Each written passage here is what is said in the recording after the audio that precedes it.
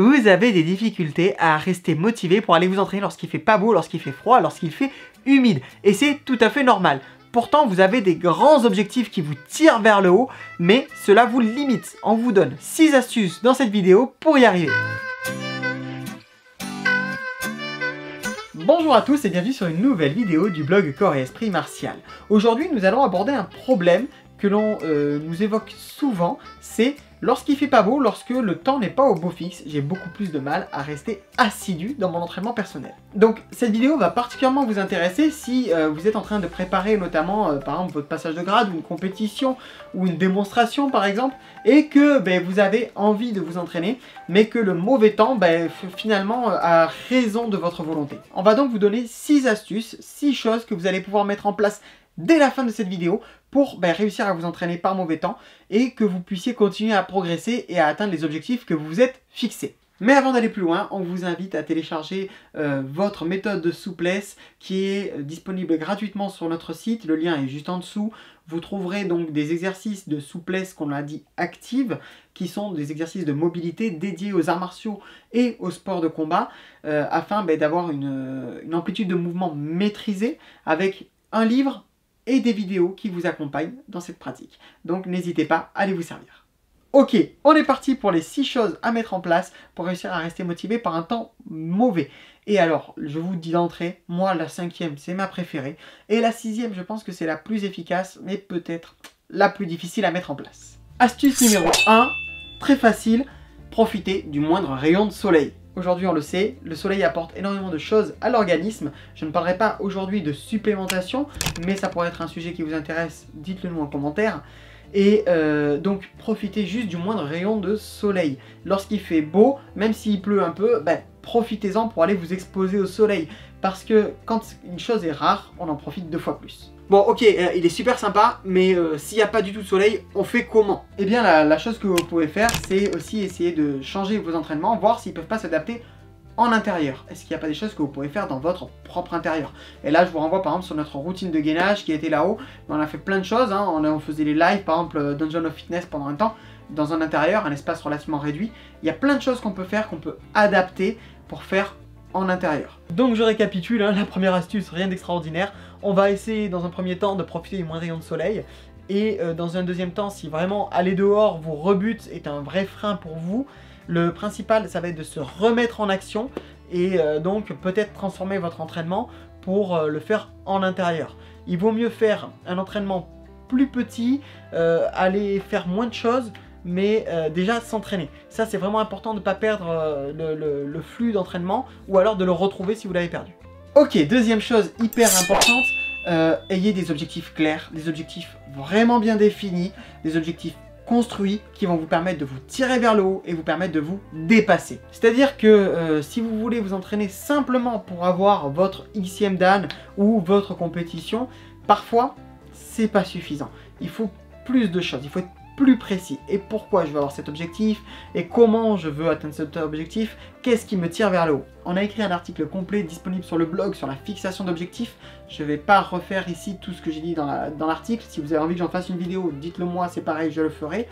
Et après, si vous avez besoin de questions plus spécifiques, n'hésitez pas à nous contacter par mail à l'adresse mail qui s'affiche là juste ici. Vous l'avez aussi en lien en description. Et après, pourquoi pas, si vous avez besoin aussi d'un suivi, on peut envisager ça. Mais surtout, ayez des objectifs qui vont vous permettre de vous tirer vers le haut. Parce que travailler pour quelque chose de flou, c'est très très difficile. En fait, au bout d'un moment, on se démotive. Et donc, on dépend de l'extérieur. En fait, un objectif fort, un objectif bien construit, va vous permettre d'avoir une motivation intrinsèque. C'est-à-dire que vous allez prendre du plaisir à faire ce que vous faites parce que vous savez pourquoi vous le faites. Vous savez ce qui vous plaît dedans. Et donc, ce plaisir intrinsèque fait que vous allez aller pratiquer parce que ça vous plaît de le faire et pas parce que tout simplement vous avez un objectif qui ne dépend pas de ça. Je vais vous donner un exemple clair. Imaginons que vous vouliez améliorer votre cardio et que pour améliorer votre cardio, vous avez prévu de faire du vélo ou de la course à pied. Même si c'est pas forcément le plus adapté pour un pratiquant de sport de combat, selon la phase d'entraînement, etc. Je n'irai pas là-dessus, le cardio c'est très compliqué, je simplifie, je schématise. Donc vous pratiquez votre course à pied et quelqu'un qui aurait une motivation extrinsèque, c'est qu'il pratiquerait la course à pied tout simplement pour améliorer ses sports de combat. Alors que quelqu'un qui aurait un plaisir intrinsèque lui aurait du plaisir à pratiquer cette course à pied. C'est pour ça qu'il est important d'avoir des activités qui vous plaisent. Il y a plein d'autres choses que la course à pied qui peuvent être faites, mais il y a aussi différentes façons de voir la course à pied, notamment dans les objectifs que vous allez vous fixer dans celle-ci, pour apprendre à aimer à courir par exemple. Moi avant je détestais ça, et maintenant j'aime bien ça. Mais je pourrais revenir dessus dans une autre vidéo, c'est pareil, je ne vais pas alourdir celle-ci. Mais voilà, en tout cas, le plaisir intrinsèque fait que je vais pouvoir aller courir et que ça va me plaire d'aller courir, et pas seulement que je vais y aller pour améliorer mon cardio.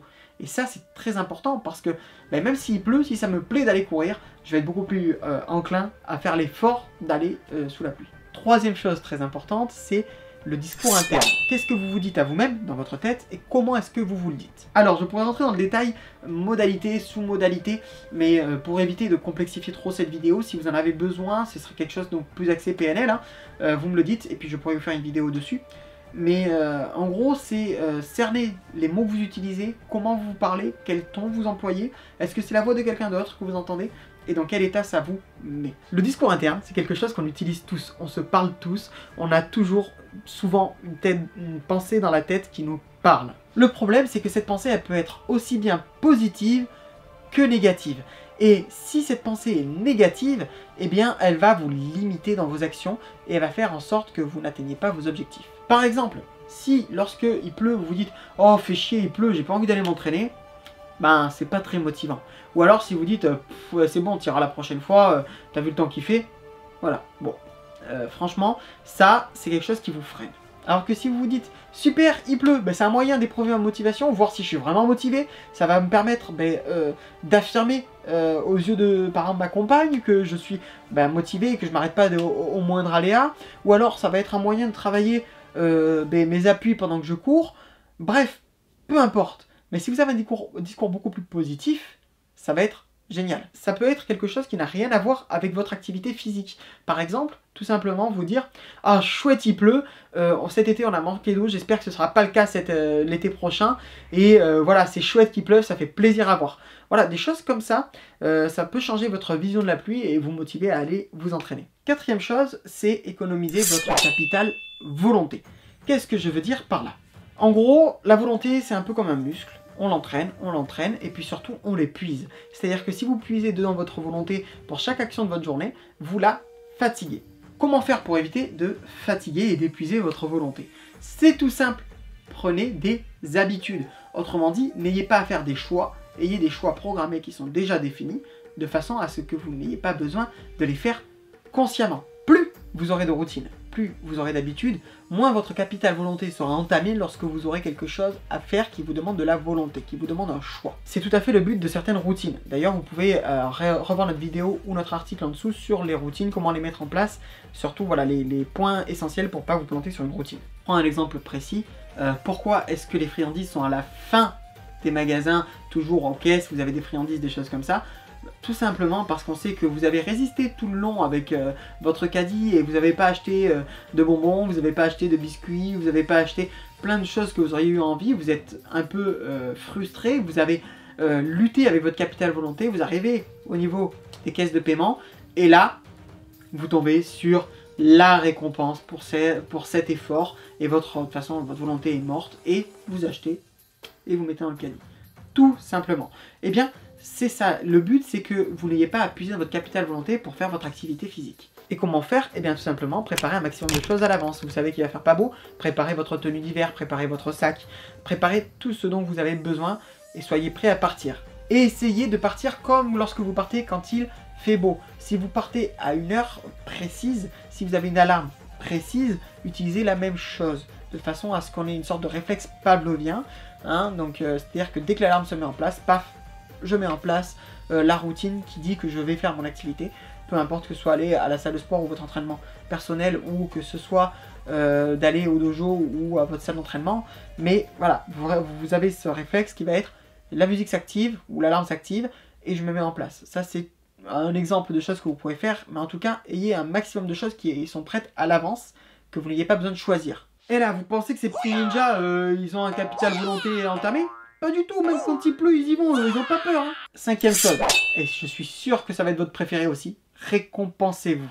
Hé hé, je suis le roi de la récompense, moi. Apéro, barbecue, saucisse merguez. Non, faites pas forcément ce qu'il a dit. Une récompense, c'est pas forcément de l'alimentation, c'est pas forcément quelque chose que vous achetez. Ça peut être un moment que vous accordez, par exemple, bah, moi ça va être jouer de la guitare, ça va être faire quelque chose en fait que j'aime faire, lire, peu importe. Quelque chose que j'aime faire, que je prends pas forcément le temps de faire d'habitude, ou alors que bah, souvent j'ai pas le temps de faire, et du coup bah, je me récompense en me donnant le temps de faire ça. Ok, moi j'ai fait 5 pompes, je suis super fier de moi, donc du coup je vais m'accorder une après-midi à regarder Netflix.